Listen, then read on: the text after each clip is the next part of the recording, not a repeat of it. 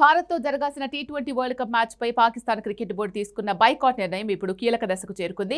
అంతర్జాతీయ క్రికెట్ మండలి, Pakistan board, Bangladesh board మధ్య లాహోర్లో జరిగిన త్రైపాక్షిక సమావేశం తర్వాత ఈ అంశం నేరుగా పాకిస్తాన్ ప్రధాని షహబాజ్ షరీఫ్ టేబుల్ పైకి వెళ్లింది. ఈ సమావేశం అనంతరం పీసీబీ చైర్మన్ మెహసిన్ నఖ్వీ ప్రధాని షరీఫ్ను కలవనున్నట్లు సమాచారం. ఈ భేటీ తర్వాతే భారత్తో మ్యాచ్పై తుది నిర్ణయం వెలువడే అవకాశం ఉంది. ఫిబ్రవరి 17న కొలంబోలో జరగాల్సిన ఈ మ్యాచ్కు వారం కూడా సమయం లేకపోవడంతో ఇక ఆలస్యం జరిగితే అభిమానులు, నిర్వాహకులు ఇబ్బందులు ఎదుర్కొనే పరిస్థితి ఏర్పడుతుంది. ఐసీసీ మాత్రం ఇప్పటికే పాకిస్తాన్ సంతకం చేసిన మెంబర్స్ పార్టిసిపేషన్ అగ్రిమెంట్ ప్రకారం మ్యాచ్ ఆడాల్సిందే అని స్పష్టంగా తెలిపింది.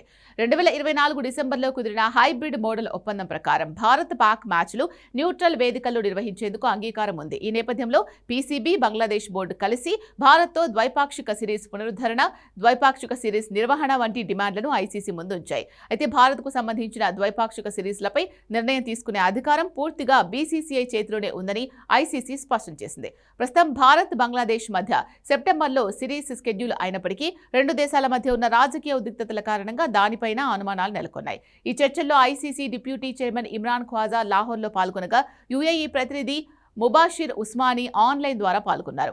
ముఖ్యమైన చర్చలు దుబాయ్, ముంబై కేంద్రంగా జరిగాయని సమాచారం.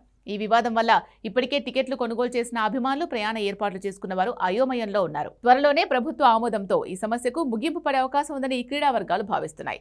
ప్రపంచ కప్లో చిరకాల ప్రత్యర్థుల మధ్య పోరు ఉండే అవకాశాలు మెరుగయ్యాయని పాక్ మీడియా కూడా పేర్కొంది. దీనిపై 24 గంటల్లో అధికారిక ప్రకటన వచ్చే ఛాన్స్ ఉంది.